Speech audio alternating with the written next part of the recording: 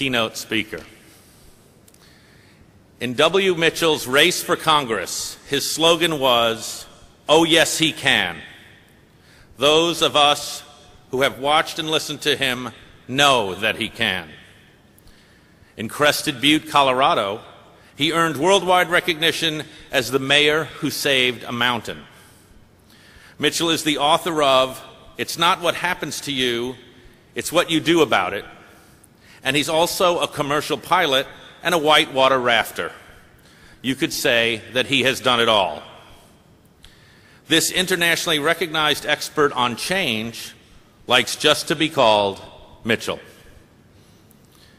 The public television host has been inducted into the Speakers Hall of Fame and has received the speaking profession's highest award, the Council of Peers Award for Excellence. He shares his powerful message about taking responsibility for change with audiences around the globe. And now there is someone else who has a few things he would like to say.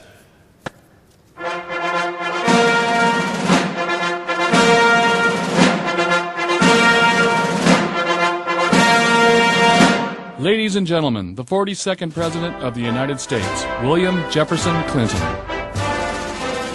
And I saw another friend of mine back here who did not speak to you today, but often speaks at these Power Within events. His name is W. Mitchell, and he lives in Santa Barbara. And we've been friends for 25 years. First time we ever met, he was the mayor of the vast metropolis of Crested Butte, Colorado. And I was the youngest governor in America. And I'm going to use his story to get into what I want to talk about. Because America is in a bad fix and the rest of the world's being affected by it. I hope you won't be too affected by it. But the most important thing is not sit around and feel bad about the bad fix. The most important thing is to figure out what are we going to do now. So I'll tell you a story about W. Mitchell. When I met him, he was a mayor. And we were talking one night. I said, how do you deal with all this? And he said, well, you know, before I was injured, there were 10,000 things I could do with my life. And this injury was pretty tough. But when I really thought about it, it only took away about 1,000 of those things. So I have a choice. I can spend the rest of my life feeling sorry for myself because of the 1,000 things that are gone, or I can spend the rest of my life feeling good about the 9,000 things that are still out there that I can do. I choose the 9,000. That's what the world has to do now. At 28, W. Mitchell had just made it out of the Marines and landed a good job as a grip man running cable cars through the majestic hills of San Francisco. On his time off, he liked to ride motorcycles. W. Mitchell's life changes in a second when he is badly burnt in a motorcycle accident. I became a human bonfire. His recovery pushes the limits of what any human being can bear. I can't describe how painful it was. When Mitchell is tested again by a terrifying plane crash, Hold on! he discovers an inner strength he never knew he possessed. Would I trade what I've learned? Not in the world. Ladies and gentlemen, W. Mitchell.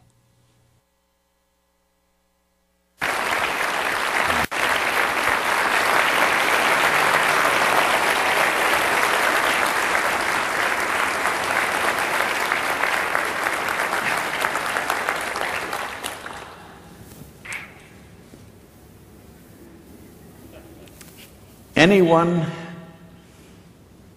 can count the seeds in an apple. And no one can count the apples in a seed. Normally, when I speak to adults, I have a different opening. I ask people a question about adversity and difficulty, and I save this one for kids. I save this one for students. But then, after talking to Bob, he let me call him Bob. First he made me call him Mr. President. Then doctor, professor, but finally let me call him Bob. After talking to Bob, I realized I've probably never talked to a bigger group of students, a bigger group of seed planters, of people who don't know how many apples are in a seed, but are searching for the answer. Because a lot of what you do is going to make a difference in a lot of people's lives that you'll never meet, never know. And yet here you are.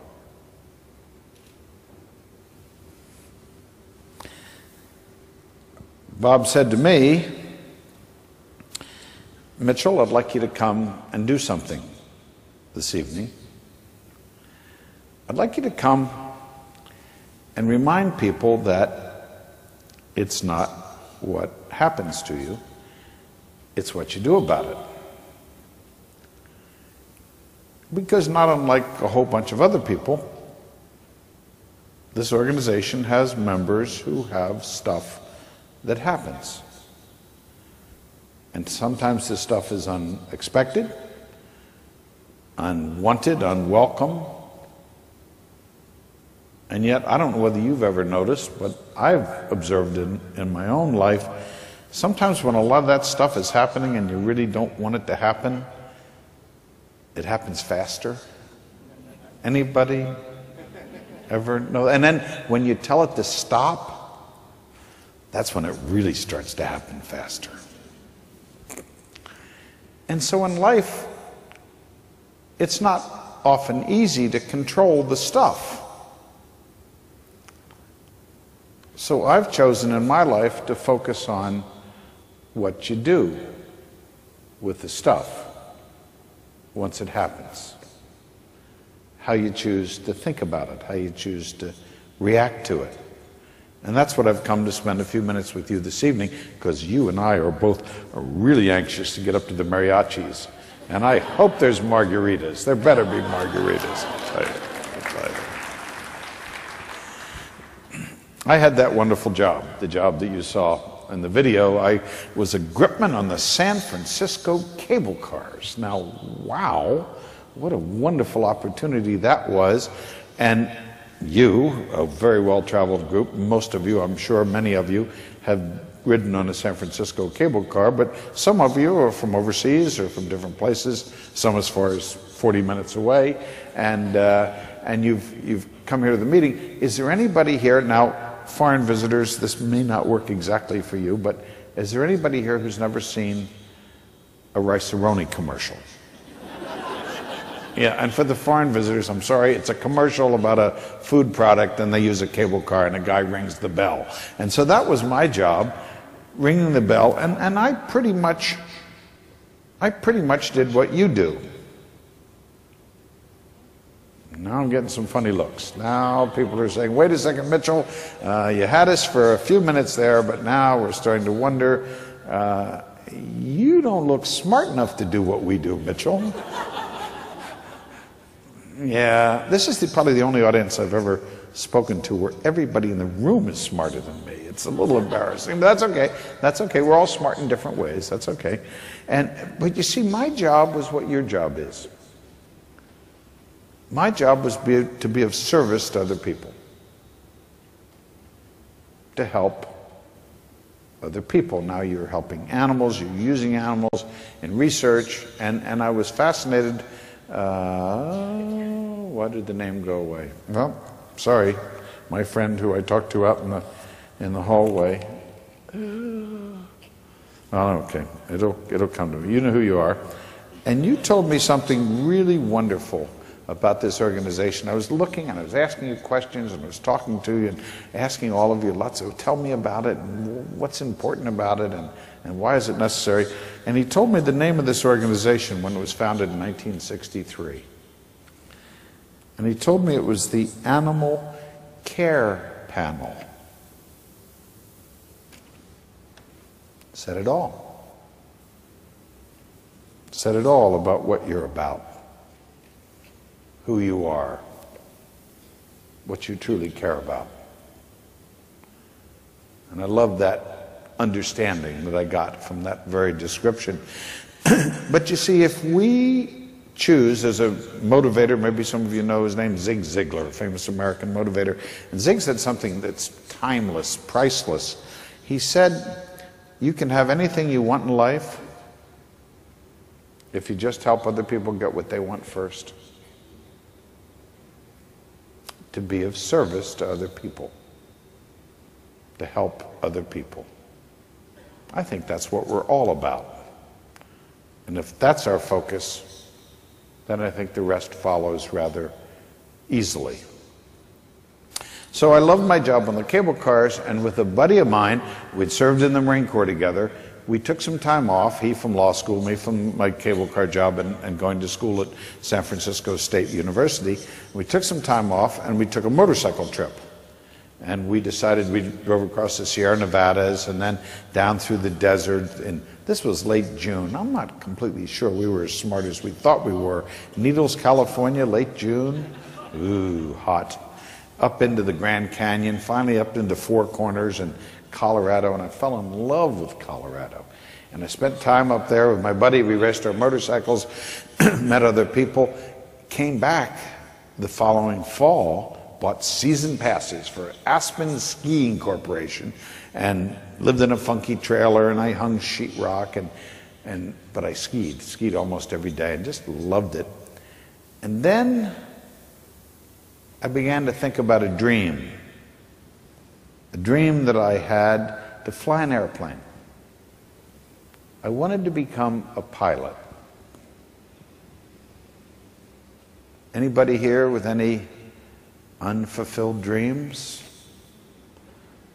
Well, I pursued mine and started my flying lessons up in Colorado, and then in the spring, back in San Francisco, back at my job at the cable cars, San Francisco State, and one afternoon I went out and bought a brand new motorcycle. The biggest, most powerful motorcycle that money could buy. Very next morning on the bike across the Oakland, San Francisco Bay Bridge, I met a friend from here a little while ago, to Hayward, where I got in an airplane, and for the first time in my life, I soloed. Flew the plane by myself, nobody else in it, nobody there to tell me what to do, nobody there in case I made a mistake.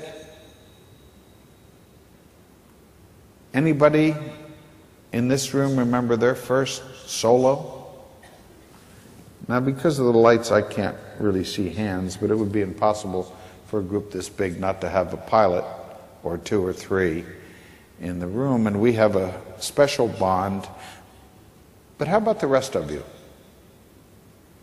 What solo are you remembering right now? Oh, when I talk to little kids, I get a hand almost immediately. There's, Mr. Mitchell, I remember the first time I danced in front of my class. And I remember when I rode a bike for the first time. A lot of us in this room, Bob, are a little too old to remember when we rode a bike for the first time, but how about when we drove a car for the first time? I went in a little session a little while ago, and there were a bunch of guys with DVM after their name. When you, women and men, received that degree, what did that feel like? It's interesting. I was thinking about this earlier. I had a wonderful pediatrician when I was a child, just a terrific guy. I don't remember his name. But I remember Dr. Manghetti's name. He was our vet.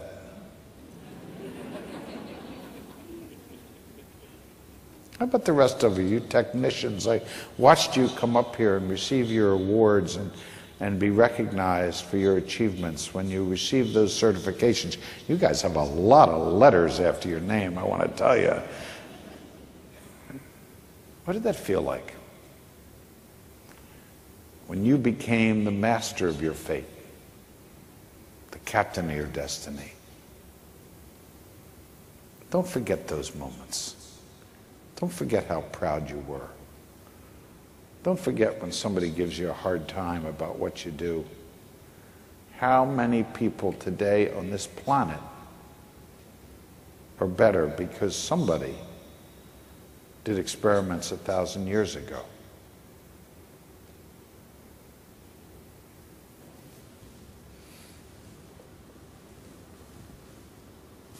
That afternoon, driving my brand new motorcycle to my job on the cable cars at the intersection in San Francisco, 26th and South Van Ness, for those who are from the Bay Area, I must have been thinking about the airplane ride. What a moment in somebody's life. I had to be thinking about skiing, Colorado, Ruthie's Run, Ajax Mountain. Wow.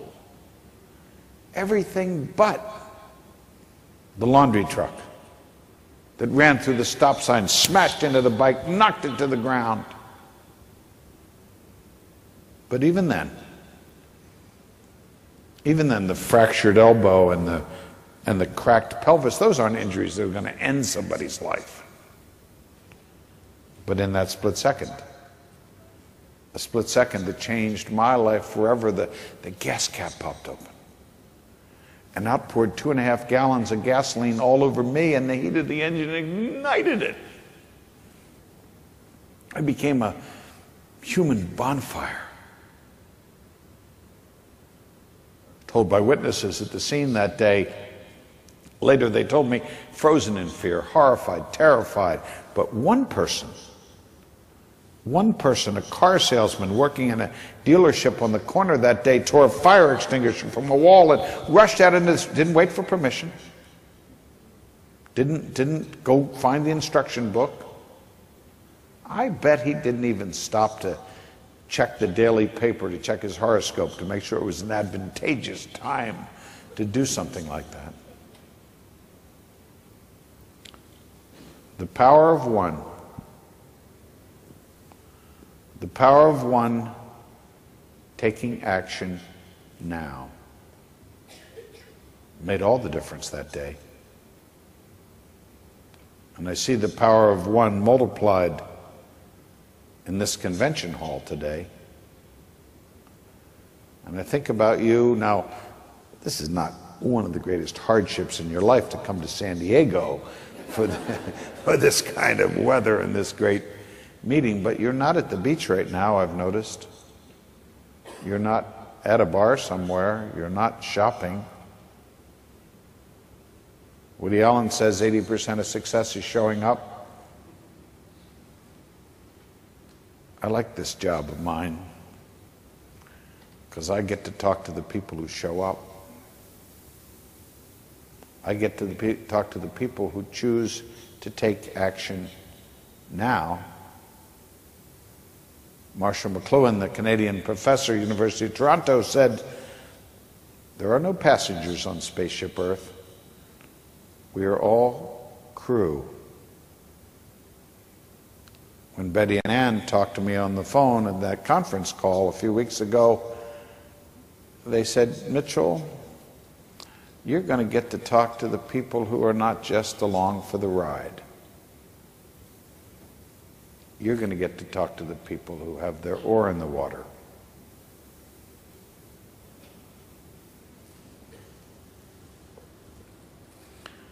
Thanks to that car salesman taking action now, I was still alive when the paramedics arrived. They rushed me to nearby San Francisco hospital where a team was waiting for me. Doctors, nurses, technicians, all in the emergency room, as you would imagine. And the rest of the team was there too. Volunteers, janitors, food service workers, administrators, but all the people that made it possible for the nurses to remove the clothes burned to my body, that made it possible for that physician to perform the tracheostomy so that I could continue to breathe. And were it not for the entire team that day at San Francisco General Hospital, my life would have been extinguished.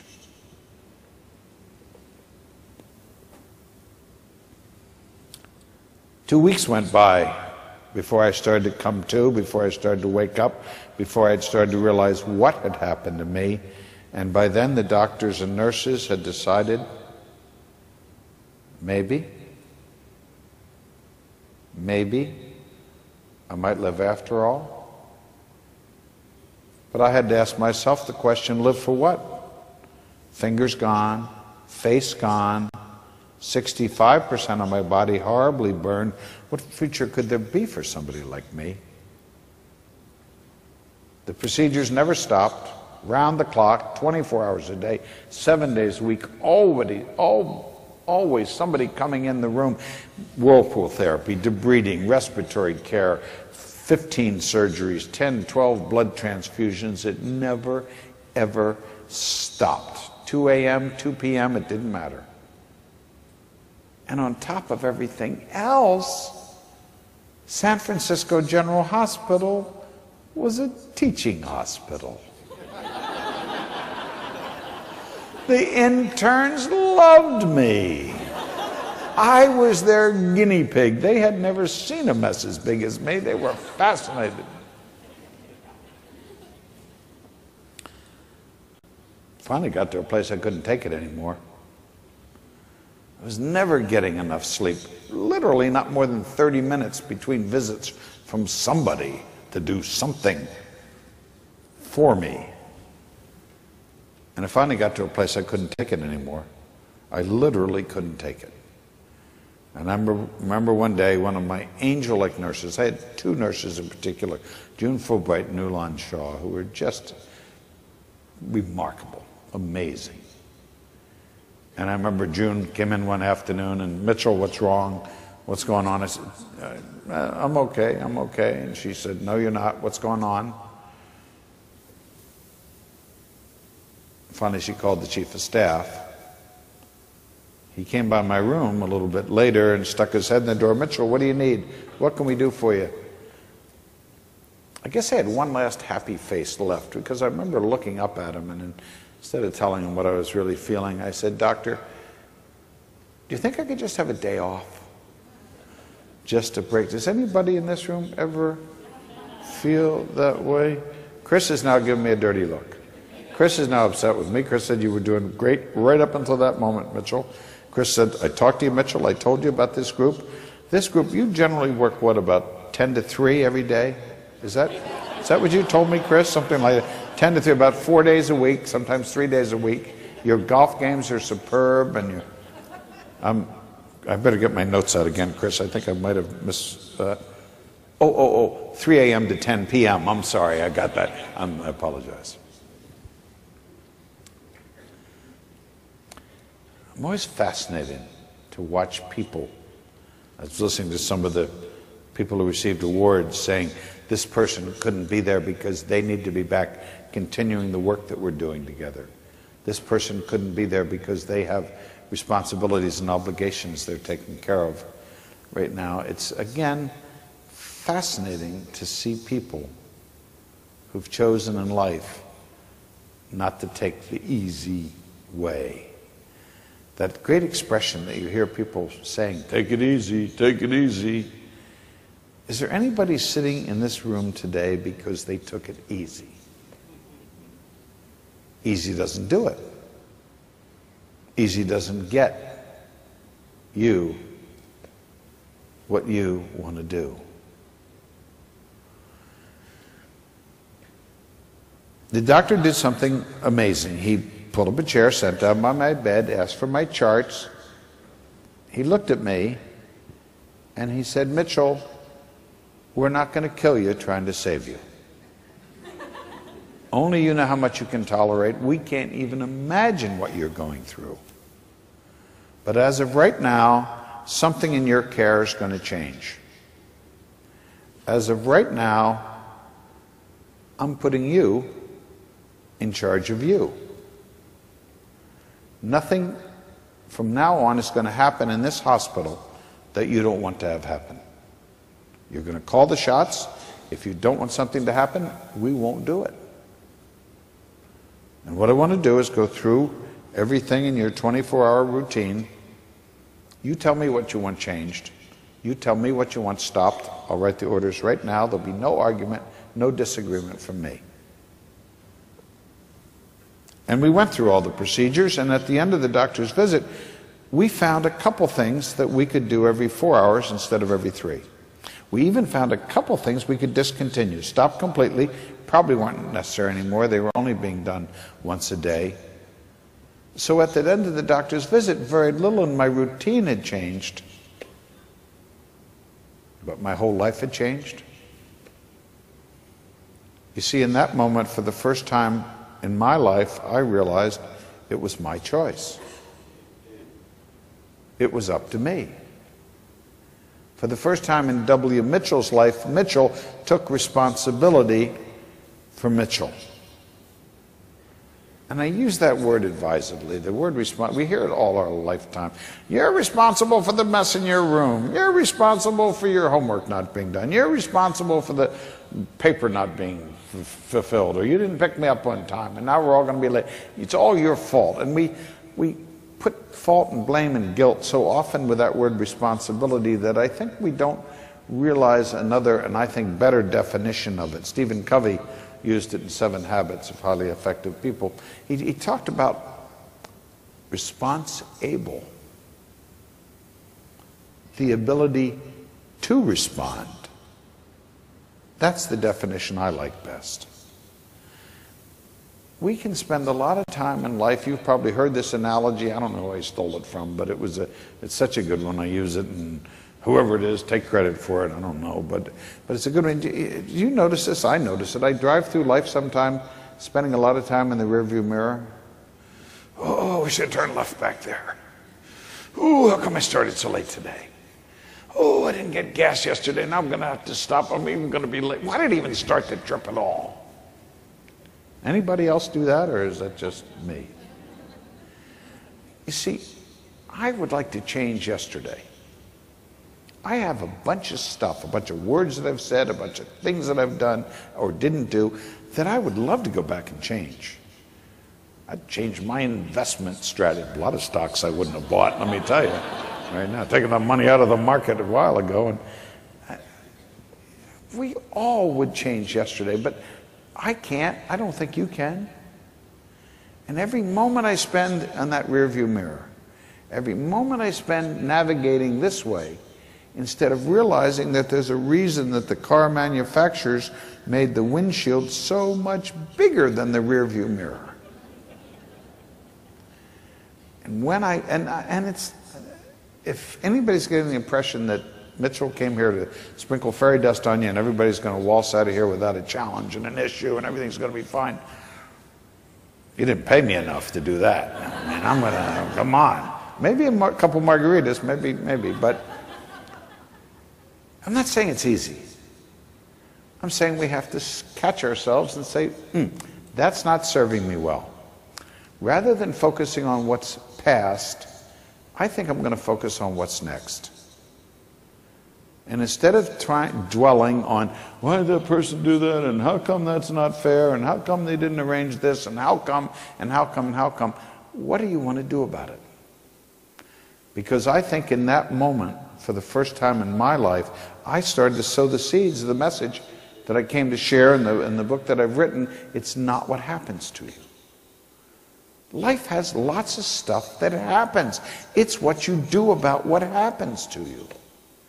There are potholes. Life has potholes. You ever notice that? Life has bridges out. Life has tornadoes and hurricanes, and they're not fair. It's not good, but it is. Somebody said, the most successful person is the one who can enjoy the scenery on a detour. Anybody here been on any detours lately? Anybody have a detour and an experience on that detour that they would not trade for the world? Everybody. The more time I spend on what I have no control over, the less time I have to spend on what I have control over. It's that simple, it's that basic. I don't think anybody in this room is going, wow, that guy's really smart. He figured that one out. But it's how we choose to point ourselves, to direct ourselves, to refocus ourselves, realign ourselves. That's the power that we have. And when we say, I don't like it, I don't like what happened, I don't like where I am, I don't like this situation, but I'm not going to sit here waiting for somebody to come and rescue me. I'm going to choose what's next. And if what's next doesn't get me what I want, I'm going to ask myself a question. What's next? And I'm going to ask that question, which is what you do. This is your job, isn't this your... Now I'm not sure you're getting right on the edge here of trying to be as smart as us again. It's not going to happen. But isn't that what you do? Isn't that your whole thing? And do I understand research? And you do something and you get a result and it doesn't get you what you want, you do something else. And you get a result and it doesn't do you. Am I there, sort of? I see somebody nodding good. You're on my side. I like that man right there. He's good. The rest of you, I don't care what you think. I like that guy. What's next? It works in what you do. How about in our personal lives as well? It was about... I'm checking my watch because it's going to be margarita time very, very soon. In fact, I think it's going to be margarita time real soon. Well, I got out of that hospital after about 4 months and got home. I could do nothing for myself. My newly grafted hands so sensitive, even the breeze blowing on them bothered me. So I had to be dressed and fed and bathed. But as time went on and my hands became less sensitive, and I was once again able to dress myself and feed myself, drive a car by myself, fly an airplane again by myself. Along those streets of San Francisco, I learned one of the most valuable lessons, the most important tools, the most basic kinds of keys to unlock some of the doors that are holding us back in life. And this one is one, if you haven't heard this one before, you've been living in a cave. But if you haven't heard it in the last 15 or 20 minutes, you haven't heard it soon enough, recently enough. What I learned was what you focus on in life is what you get back. What you concentrate on is who you become. Now again, I don't see anybody in here going, boy, that guy's a genius. Where does he come up with this stuff? Mark Twain said, we can't remember everything we know, we're not smart enough. We need to be reminded. We all need to be reminded, because when I focused on how terrible I looked and how helpless I was and how scary I was to kids, isn't that what came back to me? But you know, when I started to think about the gift that lived inside me, when I started to think about the fact that I could fly an airplane, that I had relationships that were worthy and good and healthy, my life changed. And other people's did too. 2 years after the accident, I took some of the insurance money I'd received and moved to Colorado, to Crested Butte, that beautiful little town you heard about that President Clinton mentioned. And I loved Crested Butte, and I started some businesses, and with a buddy of mine, two buddies, we co-founded Vermont Castings, the wood stove company. So life was pretty, some people say, fire, Mitchell, fire? Didn't you learn anything? Keep it inside the stove. That's a good thing to learn about fire. And so we started Vermont Castings, and 4.5 years after that fiery crash, with my commercial, my multi-engine, my instrument rating, a beautiful 6-seater Cessna aircraft, one cold, beautiful November morning, I agreed to take 4 others in a ride in my plane and went down to the airport, did the pre-flight inspection, took off, lifted into the air, and immediately something was wrong. The plane wasn't flying as it should. I pulled the power. The plane stalled. Now, for the non-pilots in the room, it doesn't mean that the engine stops running. It literally means that the wings stopped flying and the plane crashed back onto the runway. All I could think about was an explosion. I yelled at my passengers, "Get out!" Forced the doors open, "Get out!" And they wedged the door open. They crawled away. And I couldn't move my legs. I tried. Then I felt the pain in my back. They put me on a Flight for Life aircraft to Denver. They performed an operation, a laminectomy. They found no visible damage to my spinal cord, and 3 days later, the neurosurgeon said, "Mitchell, you're paralyzed. You're not going to walk again, Mitchell." Why me?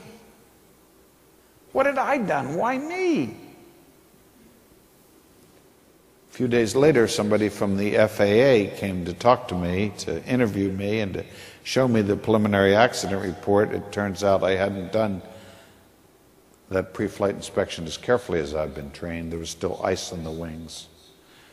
But I didn't do it on purpose. Why me? A few weeks later, a young girl from my little town of Crested Butte called me on the phone one day. She said, "Mitchell, I know you're going through some really tough times. My family's been to see you and friends have talked to you on the phone. Mitchell, do you remember a year ago when I was having some real difficulties in my life, you told me that it's not what happens to you, it's what you do about it. Do you still believe that, Mitchell? Don't you hate it when people do that to you?" That advice was for her. That was good advice for her. Leave me alone. I'm enjoying being miserable. The next morning, I asked the orderlies when they came in my room to lift me out of my bed, put me in this new wheelchair. I hated it. Awkward, uncomfortable, almost impossible to get to the place that was so easy just a few short weeks before, and now the thing I wanted was too high or there were steps in my way. But every day I went back out in the gymnasium, and every day Beverly was waiting for me. She was my physical therapist. Pretty sure, never verified it, pretty sure that Beverly had once been a Marine Corps drill instructor. Pretty sure. Meanest, toughest woman that I've ever loved. Beverly wanted me to learn. She had impossible things for me to do, unending impossible things, which somehow always became possible. But she wanted me to learn how to transfer from the wheelchair to the couch in the gymnasium, and that is stupid. And I wasn't going to do it, and she couldn't make me. Finally one day, because you have to learn how to transfer onto beds, into car seats, bathtubs. I find women stand a lot closer to me now. They learned the bathtub one. That's a good one. But a couch is stupid. And here's why. You'll be on my side when I tell you this. First of all, I already had a place to sit. A perfectly good. I didn't need another place. Secondly, the wheelchair couch transfer is toughest one you can do. Toughest one you can. Because you can fall onto the couch. It's always lower than the wheelchair. It's getting back off the couch. Because when you push against the cushion, it gives way and you can't look. I wasn't going to do it, and she couldn't make me. Finally, one day after 5 especially impossible things had become possible, she came over to me, put her arm around my shoulder. "Mitchell, there's one more thing. I'm not going to do it, Beverly. It's stupid, and you can't." Mitchell, calm yourself. Relax, Mitchell. Mitchell, have you ever considered the fact there's 2 ways you're going to get close to your future mate? One is going to be next to her in bed. One is going to be sitting next to her on the couch. The couch is probably going to come first. 5 minutes. 5 minutes on the couch, off the couch, on the couch.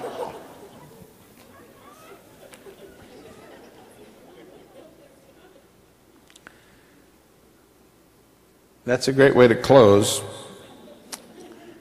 and it's about that time. I think I hear the mariachis warming up. But that's not good enough. It's not good enough for me, and I don't think it's good enough for you. Because you see, if all of us leave this convention center the same way we came in this convention center, then why were you invited, Mitchell? to entertain, to inspire. You see, the question I have for you is, what transfer are you putting off? What transfer are you avoiding? Mitchell, wait a second, Mitchell, this is really fun. Right up until now, this is less fun right at this moment. You see, I know it's not easy. If it was easy, you would have done it. I know it's going to require something which is going to be a big stretch. That's what the big transfers are. But if we're going to have you ever heard somebody say 30 more years and then I'll be retired and I can pursue my dream? 30 years? Why would you wait 30 minutes?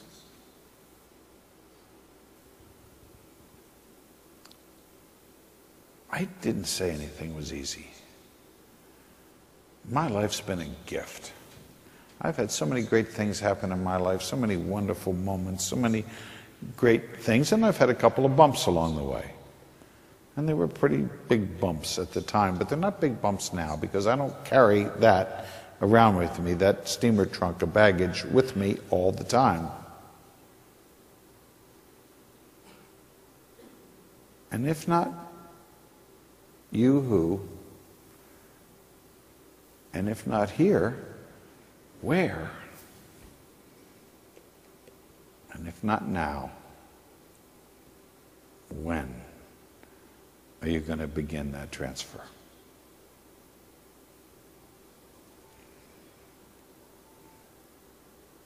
I was getting ready to get out of Craig Hospital and go home to Crested Butte, and I watched this one young guy. He had broken his neck. He'd never climb a mountain again.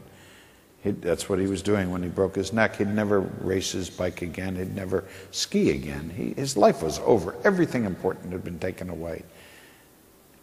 And I went over to him one afternoon, and I said what President Clinton had remembered from the first time he heard me speak. Before I was paralyzed, there were 10,000 things I could do. Now, there are 9,000. Dwell on the 1,000. Concentrate on the 9,000. That's called a choice. And if at the end of your lifetime you can do even a few hundred of those things, you'll be one of the most remarkable people on the planet. You see, it's not what happens to you. Life is full of stuff that happens to you. And you, especially the kind of people who show up, have resources and resiliency and abilities you haven't even dreamt of.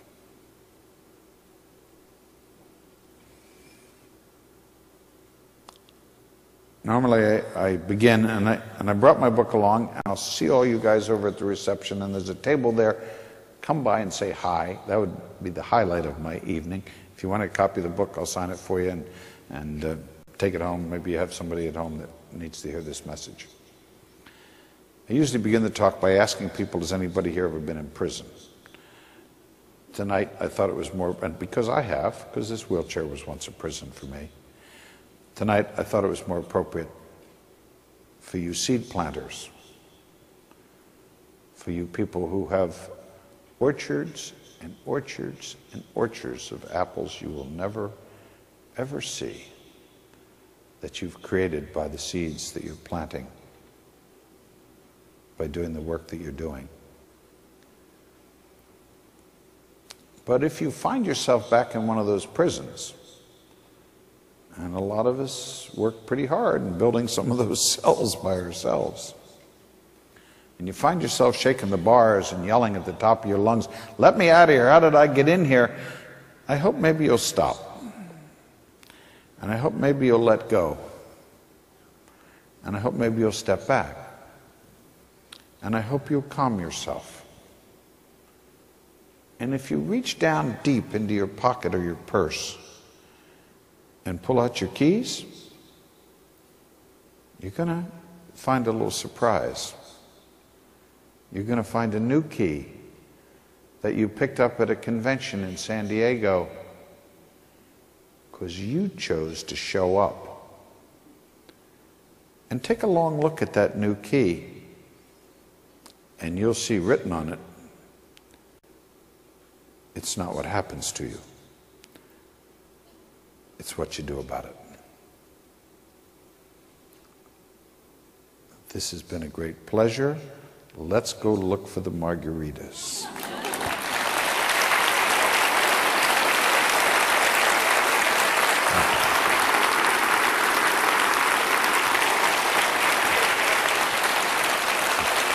Ladies and gentlemen, Mitchell.